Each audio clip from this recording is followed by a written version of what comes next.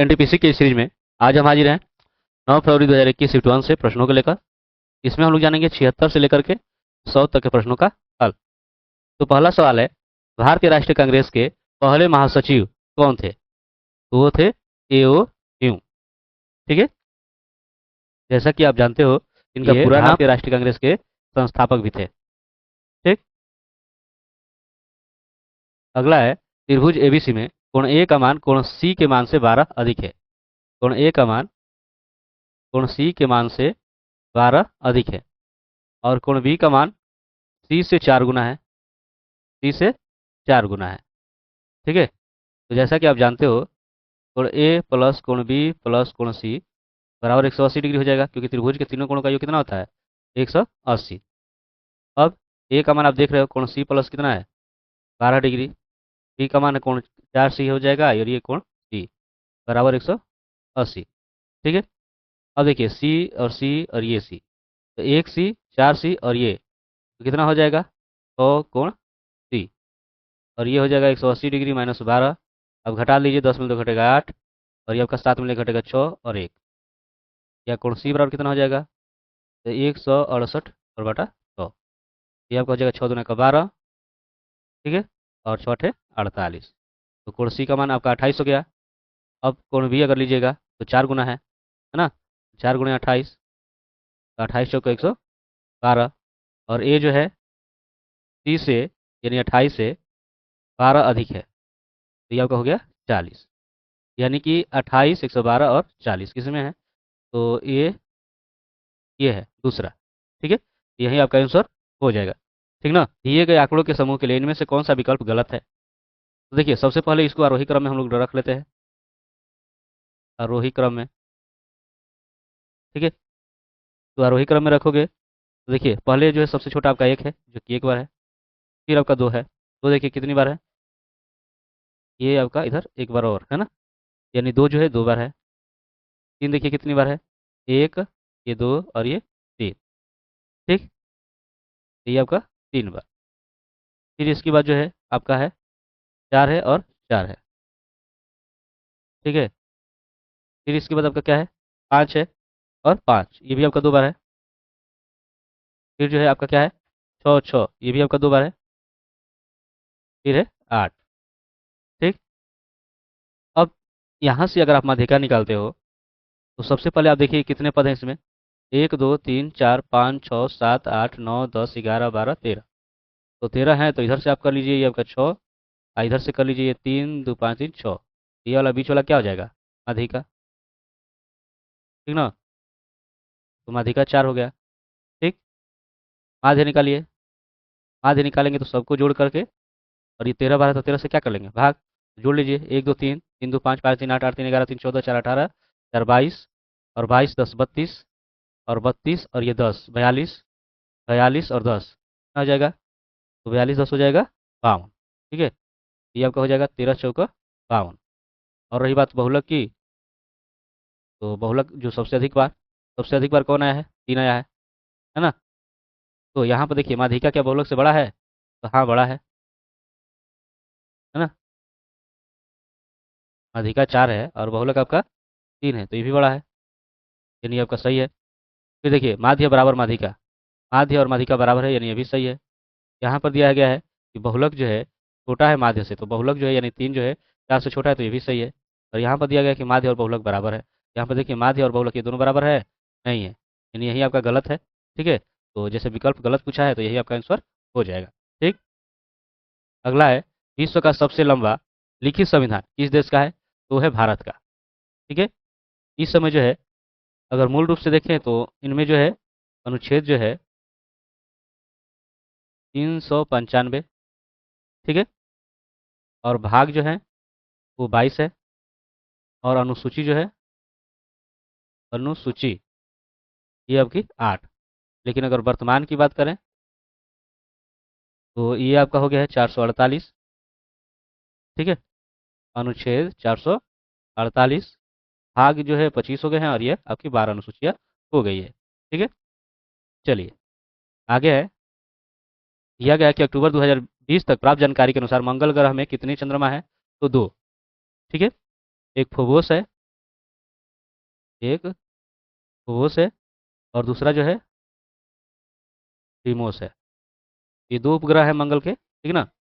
भारतीय संविधान के निम्नलिखित में से किस अनुच्छेद में संसद के दोनों सदनों की संयुक्त बैठक से संबंधित प्रावधान किया गया है? तो ये है अनुच्छेद 108। ठीक है, अनुच्छेद 108।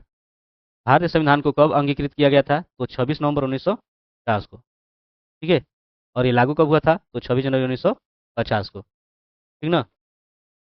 चलिए, इनमें से कौन सा खोजकर्ता भारत आना चाहता था किंतु इसके बजाय अमेरिका के तट पर पहुंच गया था?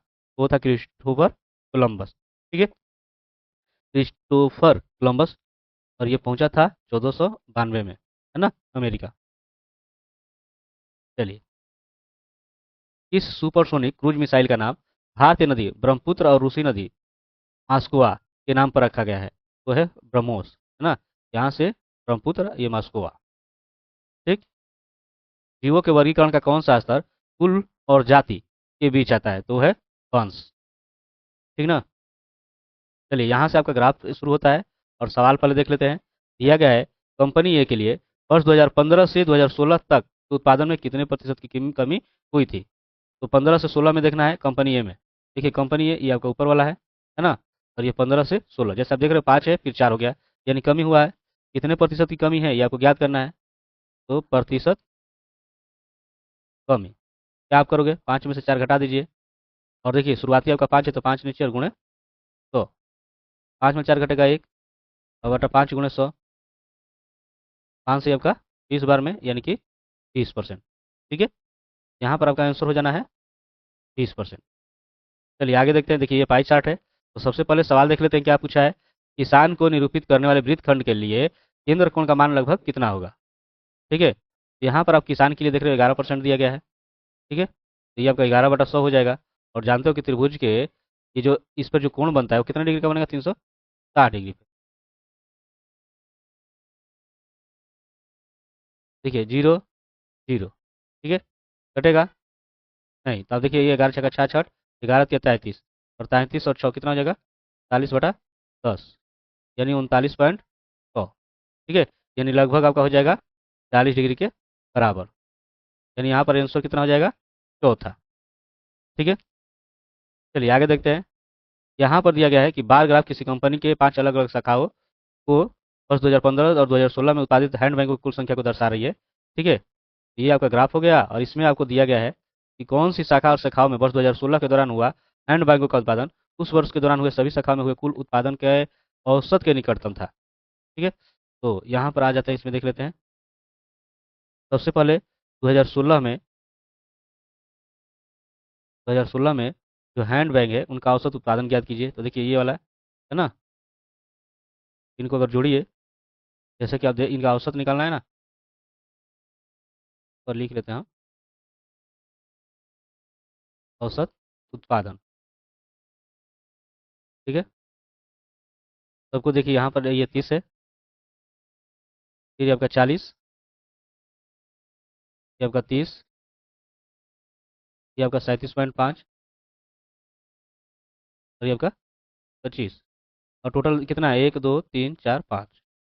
ठीक है, जोड़िए, जोड़ने पर इसका मान कितना हो जाएगा?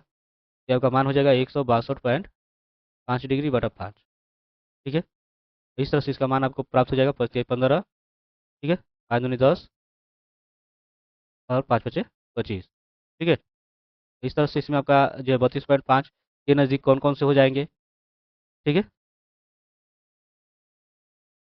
तो इसमें आप देखोगे जो ब्रांच हो जाएंगे B1 और B3। देखिए, इसमें आपका 30 है और इसमें आपका 30 है, जो इसके नज़दीक होंगे, है ना। यहाँ पर आपका आंसर हो जाएगा B1 B3, ये दूसरा। ठीक ना। चलिए आगे है, ये भी अगला ग्राफ ही है। सवाल देखते हैं। दिया गया है कि दोनों वर्षों के दौरान दुकान सी की कुल बिक्री और दोनों वर्षों के दौरान दुकान ई की कुल बिक्री का अनुपात ज्ञात करना है। ठीक है, दुकान सी और ई, देखिए ये आपका सी और ये ई, तो इनका जो सी और ई का ये अनुपात ज्ञात करना है। सी में आप देख रहे हो ये 75 80 कितना हो जाएगा? 8 7 15, यानी 155। ठीक है, और यहाँ पर जो है ई के लिए आप देखोगे तो ये आप जोड़िए 9 8 17। ठीक है, यानी 100 आपका 75 हो गया। 5 से आप कटाइए इसको, 5 से बचती है 15, 5 एकम 5, और ये आपका जो है 5 से 15 और 5 पचे 25, यानी 31 पॉइंट क्या हो जाएगा, 31:35। ठीक है, ये 31:35 हो जाएगा। ठीक ना। चलिए, अगला है, दी गई घटनाओं को पढ़ना है और उस विकल्प का चयन करना है जो उनके लिए सर्वाधिक उपयुक्त और स्पष्टीकरण है। घटना है कि ऑफिस जाते हुए रास्ते में सूरज की मृत्यु हो गई। और बी है कि अपने जीवन साथी को खोने की वजह से सूरज 1 महीने से अवसादग्रस्त था। तो अगर आप इसको ध्यान से अब देखेंगे, यहाँ से आपको क्या ये हो रहा है कि ये जो है ऑफिस जाते हुए रास्ते में सूरज की मृत्यु हो जाना, यह अवसादग्रस्त का कारण हो सकता है ना। यानी कि घटना ए प्रभाव है, तो घटना ए जो है प्रभाव हो जाएगी, में आपका ये हो जाएगा, घटना ए प्रभाव है, परंतु घटना भी इसका तत्कालिक और प्रमुख कारण नहीं है ना। चलिए, अगला है, यदि 40 में से 35 लोग तमिल भाषी हैं, तो निम्न में से कौन सी आकृति सर्वोत्तम ढंग से तमिल भाषियों को दर्शाती है। तो 40 में से 35, तो कौन देखिए इसके अंदर निकट है, तो ये आपका है। ठीक है, यही आपका हो जाएगा। ठीक ना। चलिए, यहाँ इस विकल्प को देखिए, जैसा कि दिया गया है कि उस विकल्प का चयन करें जिसका तीसरे शब्द से वही संबंध है जो दूसरे शब्द का पहले शब्द से। तो आर के नारायण उपन्यास। ठीक है, तो आर के नारायण ने जो है उपन्यास ये लिखे हैं। तो आर के लक्ष्मण क्या हैं, तो वो किसके लिए मशहूर हैं, तो वो कार्टून के लिए। ठीक है, चलिए इस पैटर्न को देखिए, ये आपके 4 भुजाएं हैं इसमें, और ये 20 कैसे आ सकता है, तो 4 5 में अगर गुणा करेंगे तो आपका 20 हो सकता है। ये आपका 3 है, 3 भुजाएं हैं, तो इसमें 6 से करेंगे तो 3 6 18। उसी तरह इसमें 5 है, तो 5 से गुणा किए तो ये आपका 25। ठीक है, और ये 4 है, 100 से कीजिए, जैसे इसमें 5 से हुआ है, इसमें 100 से। उसी तरह इसमें 6 से करेंगे तो 24। ये देखिए इसमें कितनी भुजा है, आपके 6 है, तो 6 5 कितना हो जाएगा, ये 30। और इसमें 3 है, 100 में कीजिए 3 6 18, मतलब आपका हो जाएगा 30 18। ठीक है, तो इसमें आपका आंसर हो जाएगा पहला। ठीक है, चलिए आगे देखते हैं। अगला है, उस विकल्प का चयन करें जिसका तीसरे शब्द के साथ वही संबंध है जो दूसरे शब्द का पहले शब्द से है। तो नेपाल का गाय। ठीक है, ये राष्ट्र पशु है, तो उसी तरह जो है भारत का राष्ट्र पशु क्या है, बाघ।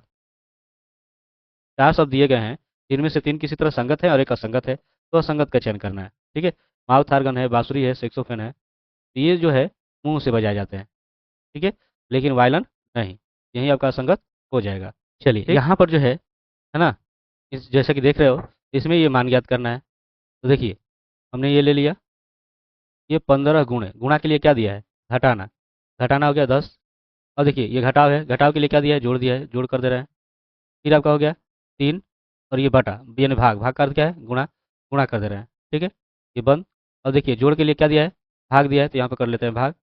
फिर जो है ये आपका हो गया 12, और माइनस, माइनस का अर्थ क्या दिया है, जोड़ दिया है, तो ये 12 इतना हो गया।